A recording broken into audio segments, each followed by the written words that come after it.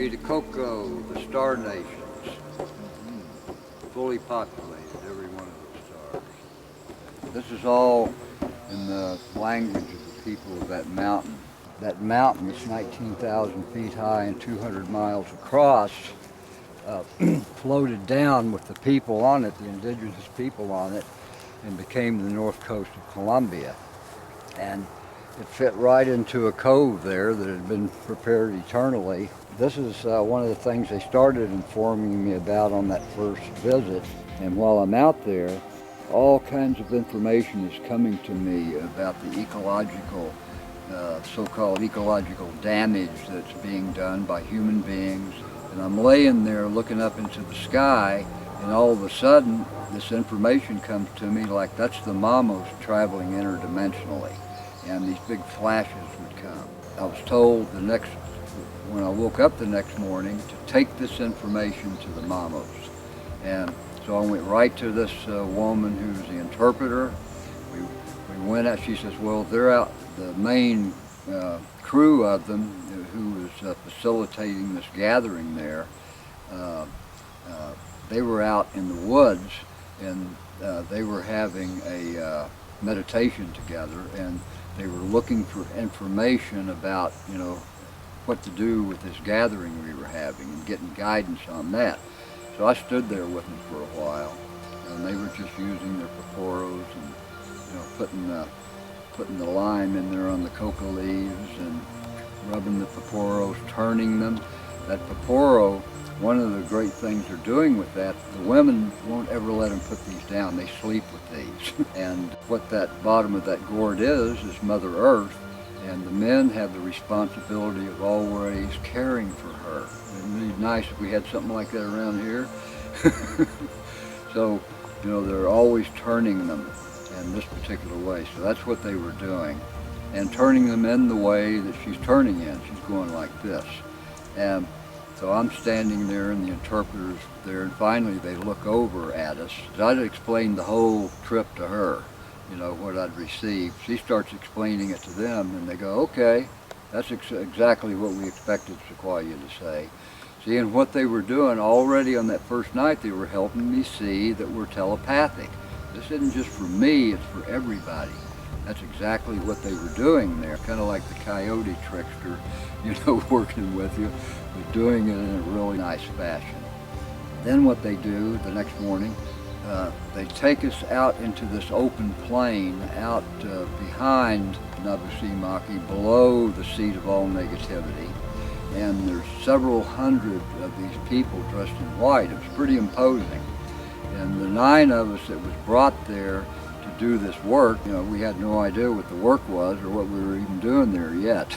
So we're standing out in front, and Mamo Naberto's there. He's the spiritual geographer. That guy's in touch with everything going on with every mountain in the world, every plant, every river, every elemental.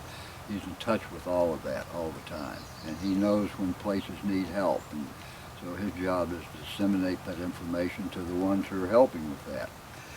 So he's there, and a young man was next to him that I got to know pretty well later on. The young man says, right now what's happening, we're registering you. That's how it came out. I'm going, registering me? I didn't know what they meant. And he says, the old man is going to look inside of you. He's going to see everything you've ever done, everything you're going to do, and what gifts you brought to this mountain. And if he sees anything out of order, you're going to leave. We're going to escort you off this mountain. So I'm standing there for hours while this is going on. And finally they stop, they go over to one person, and he's gone. I'm going like, I'm next. I'm going to be on an airplane out of here tomorrow. It didn't happen. And then he tells the people, okay, he says, we're here to do some work together, and we're going to be meeting in the longhouse. He tells the people, you can't go anywhere unless you tell us. You can go to the Nabusimaki River to take a bath. We don't want you singing any of your songs, doing any of your ceremonies. You need to be quiet. And then I'm starting to walk away, and this young man comes and gets me and takes me up there to Mamo Naberto. And Mamo Naberto says, Sequoia, You can go anywhere on this mountain you want to. You can do any ceremony you want to. You can sing any songs you want to. And I'm going, I'm dumbfounded again. I mean, I have no idea, what's happening with all of this. And so, anyway, I do go down to the river, and I sit down there and I smoke the pipe, and somebody comes running down, and they're saying they're waiting for you up at the longhouse to get started, and all these mamos are in there, and I'm sitting down taking it easy at the river. So I go up there, and there's people standing outside of the door even. It's packed. And so I kind of worked my way in and started going along the wall to find a place to stand. There was no sitting room in this place. And so while I'm doing that, a young man, Moises, his name, he comes up to me and takes me by the hand, takes me up front. There's a square table there with 3 old people sitting in it, and they have me sit in the empty chair. I'm not fully involved, even close yet, to what all is going on down there in regard to me. See, I'm not. So I'm going back whenever they ask me to come, and just new information. They introduce me so on, and then the first thing they do is, Sequoia, we want you to talk about the children. What do you do to help the children? So I got into doing that and shared, because I do work with children. I work with children at all levels. When I leave here and go back to Canada, I got 3 full days, all day long, of working with kids that are in the 5th to 7th grade. And then I work with young people who are in the youth offender centers. I do those kinds of things. And so anyway, I mean, they were aware of that without me saying a thing about it. And so anyway, we stayed in there in the day, all kinds of sharing going on. So 9 days later, we finished this thing up, translating the law of origin into something that would be recognizable, by the Colombian government. We took it down to present this, and one of the, when we were getting started, we're in a resort down near south of Santa Marta, and we're getting ready to get started, and one of the biggest earthquakes ever to hit that part of the world hit west of that mountain. And I was supposed to get out of there the next couple of days, and I couldn't get out. We passed all this information on that we worked on. They filmed this whole thing. It was on, televisions all over South America about these people, because there were people still that had no idea there were people living up there in those ice fields, and were living up in the colder areas there. Oh, before I left too, an interesting thing that happened, they took me to this old man's house who was getting ready to pass on. He wants you to tell him about the white buffalo calf woman. So I'm sitting in this straw hut that night telling the story about the white buffalo calf woman, and it took us about 4 hours, to go through it. And the old man asked, is there anything you can do to help me? And the guy, Uzuma from the Amazon, sure, and he starts doing a ceremony, and he tells me, we're going to take out the old man's heart, we're going to give it to the mountain, and we're going to take the heart from the mountain and put it in the old man.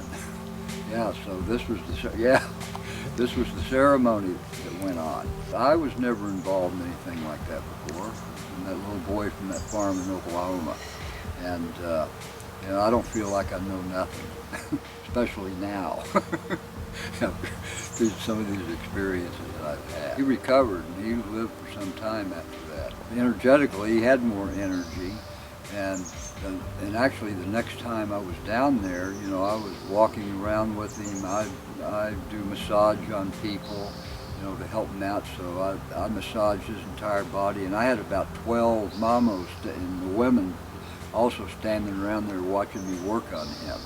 But after that next trip, he went on there at some point, but he was with the family some more and got to spend more time with them, and they were happy about that, and then they helped him transition.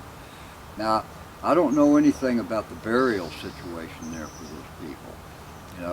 I don't know if they just go on or they're actually put, in the ground. They've never shared any of that information with me.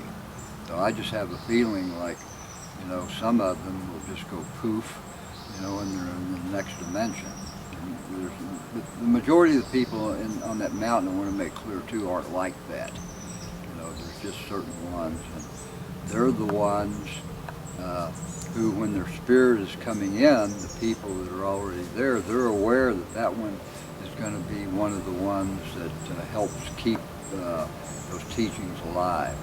And they're the ones that go in that cave for 9 years.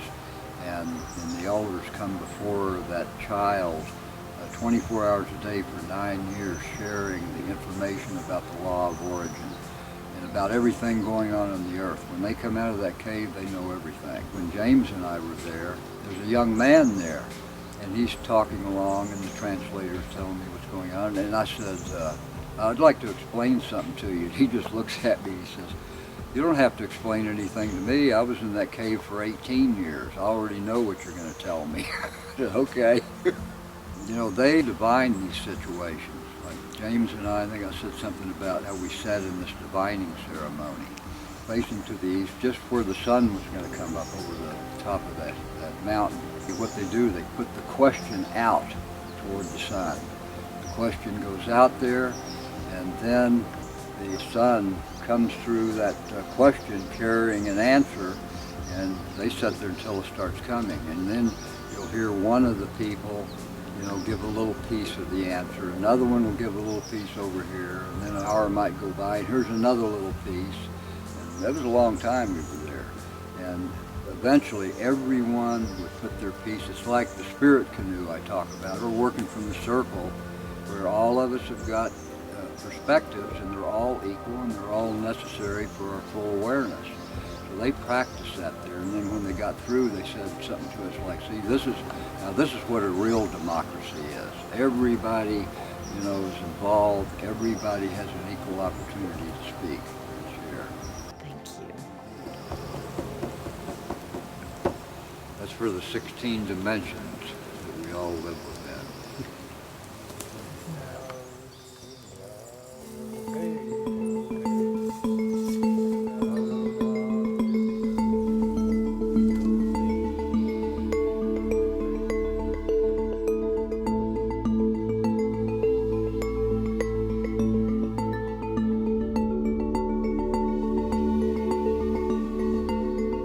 One of their jobs, so to speak, is to take care of the spirits of all these mountains everywhere.